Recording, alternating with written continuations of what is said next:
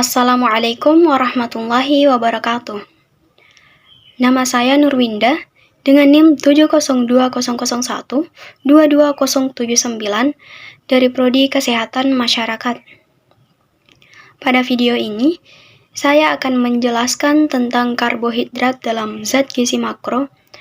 Zat gizi adalah senyawa dari makanan yang digunakan tubuh untuk fungsi fisiologis normal.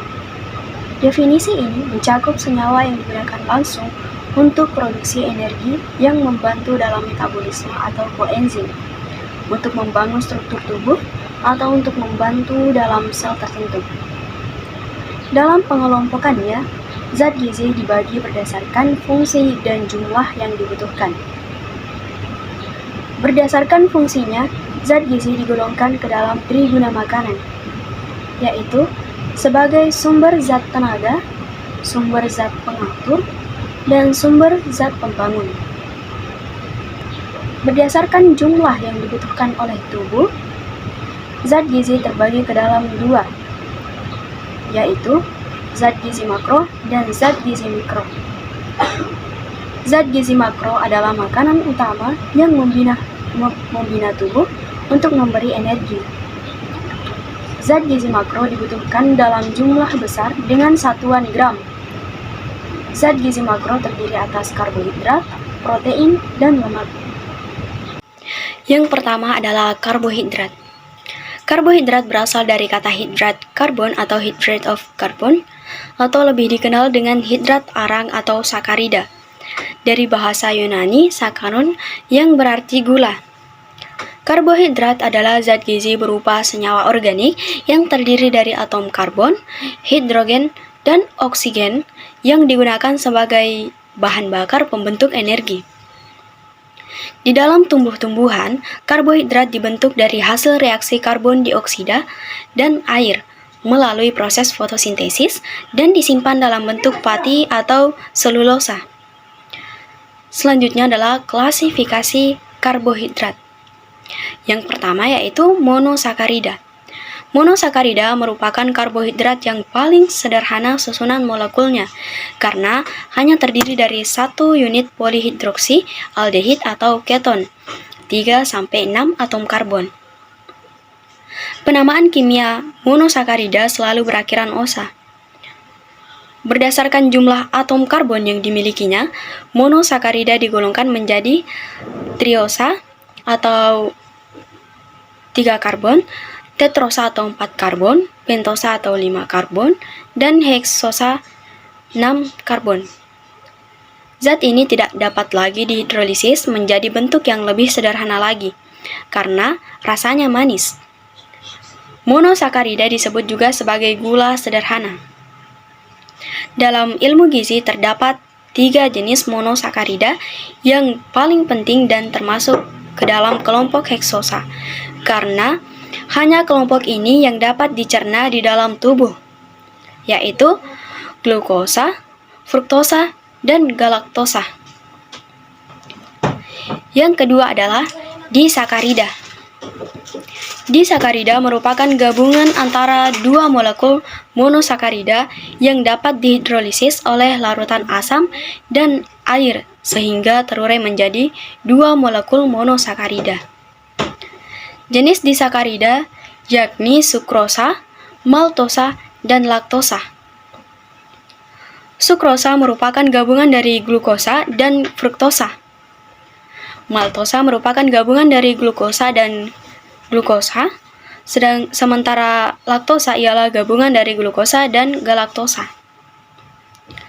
Sukrosa dan maltosa terutama terdapat dalam bahan makanan nabati, sementara laktosa hanya dijumpai pada mamalia, yaitu dari jenis gula di dalam air susu, baik susu hewan atau susu manusia. Yang ketiga adalah oligosakarida.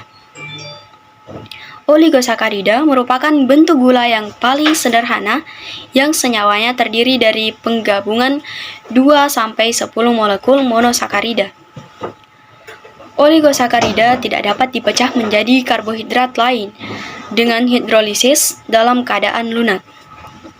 Sifat umumnya yaitu tidak berwarna dan rasanya manis. Contoh oligosakarida yaitu rafinosa, stakiosa, dan verbacosa. Sumbernya, misal pada rafinosa terdapat pada kacang, kedelai, kelapa, biji-bijian utuh, kubis, gula bit, dan lain-lain. Dan yang terakhir adalah polisakarida. Polisakarida merupakan senyawa karbohidrat kompleks yang terdiri dari 3 atau lebih gabungan molekul-molekul monosakarida, baik yang bergabung dengan rantai lurus ataupun rantai cabang. Senyawa ini bisa dihidrolisis menjadi banyak molekul monosakarida. Karbohidrat kompleks atau polisakarida terdiri dari beberapa gula sederhana atau monosakarida atau kumpulan unit-unit glukosa. Dalam bahan makanan nabati terdapat 2 jenis polisakarida yang dapat dicerna, yaitu amilum dan dextrin. Dan tidak dapat dicerna yaitu selulosa dan hemiselulosa.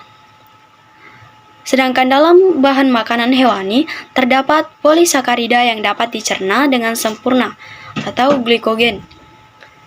Pati merupakan polisakarida utama yang terdapat pada tanaman, terutama pada tanaman yang merupakan makanan pokok seperti serealia. Termasuk di dalamnya adalah padi, gandum, terus umbi-umbian, yakni singkong, ubi, jalar, kentang. Pati terdapat dalam 2 bentuk, yaitu amilosa dan amilopektin. Kemudian, glikogen merupakan bentuk simpanan gula utama pada hewan dan manusia, terutama terdapat pada organ hati dan jaringan otot. Dextrin merupakan produk antara hidrolisis pati sebelum menjadi maltosa dan akhirnya menjadi glukosa. Dextrin ini bersifat lebih mudah larut dan lebih manis dari pati biasa. Selanjutnya, sumber dan kebutuhan karbohidrat. Dalam bahan makanan, sumber karbohidrat lebih banyak ditemukan pada bahan nabati dan hanya sedikit saja yang dapat ditemukan dalam bahan makanan hewani. Karbohidrat sumber nabati umumnya berasal dari timbunan seperti biji, batang, dan akar. Sementara itu, karbohidrat sumber hewani terdapat dalam otot atau daging dan hati dalam bentuk glikogen. Namun, jumlah karbohidrat akan berkurang di dalam otot atau hati jika hewan tersebut mati karena glikogennya akan mengalami penguraian. Kemudian, kebutuhan karbohidrat.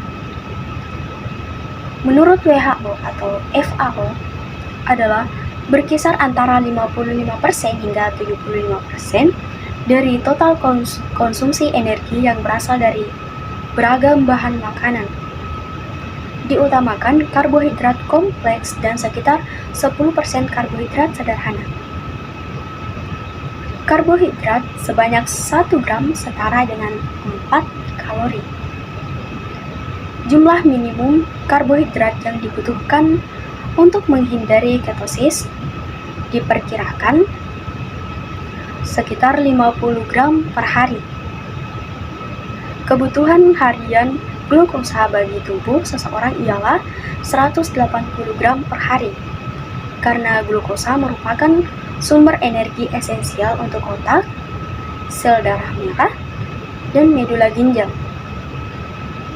Dengan perkiraan 130 gram per hari dapat diproduksi di dalam tubuh dari sumber non-karbohidrat melalui gluconeogenesis, sedangkan 50 gram per hari dari asupan.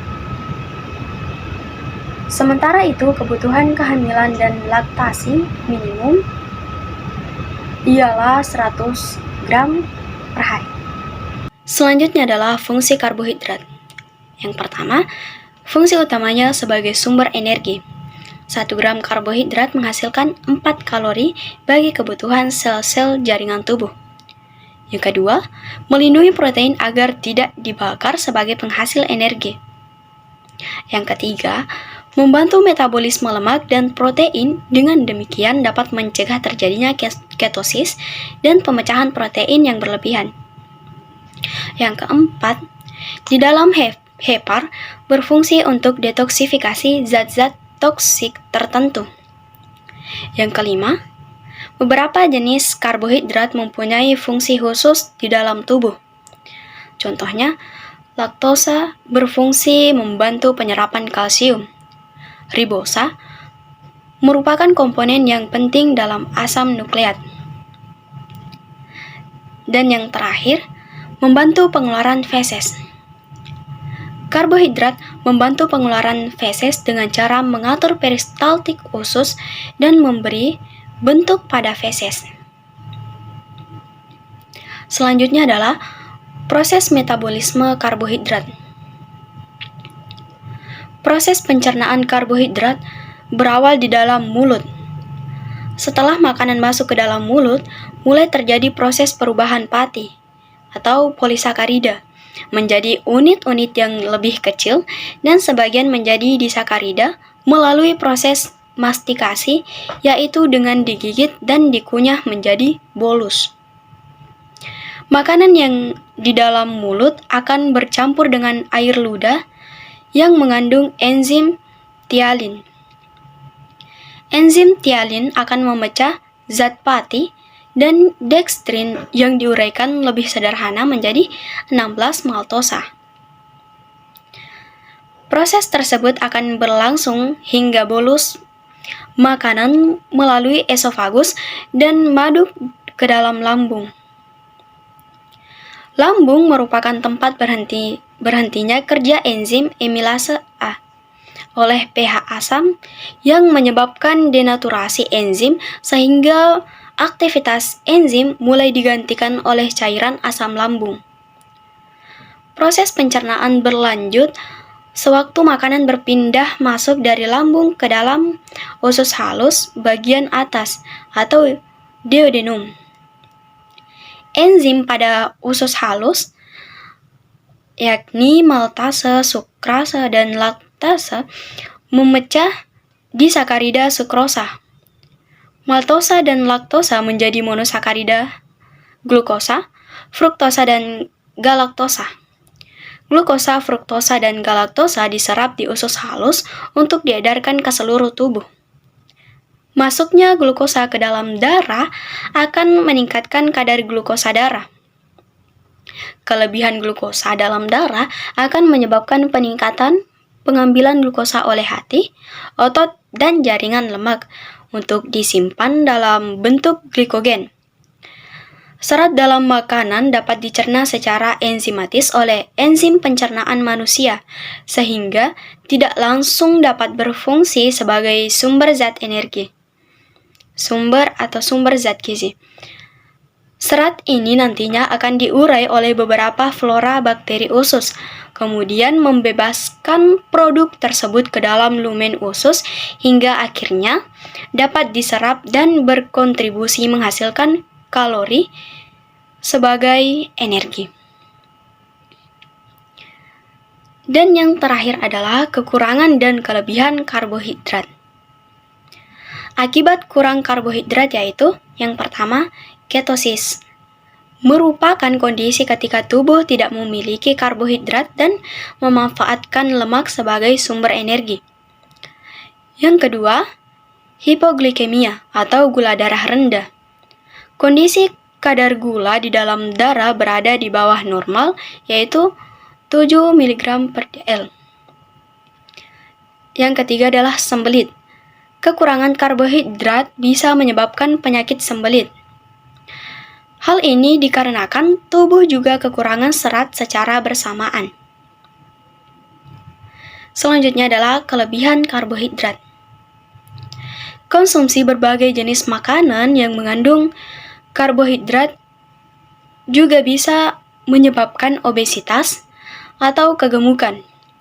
Kelebihan berat badan atau obesitas akibat kelebihan karbohidrat bisa menjadi faktor seseorang terkena diabetes tipe 2. Karbohidrat dan konsumsi gula tinggi berkepanjangan bisa mendorong resistensi terhadap insulin. Akibatnya, kadar gula darah meningkat dan menyebabkan terjadinya diabetes.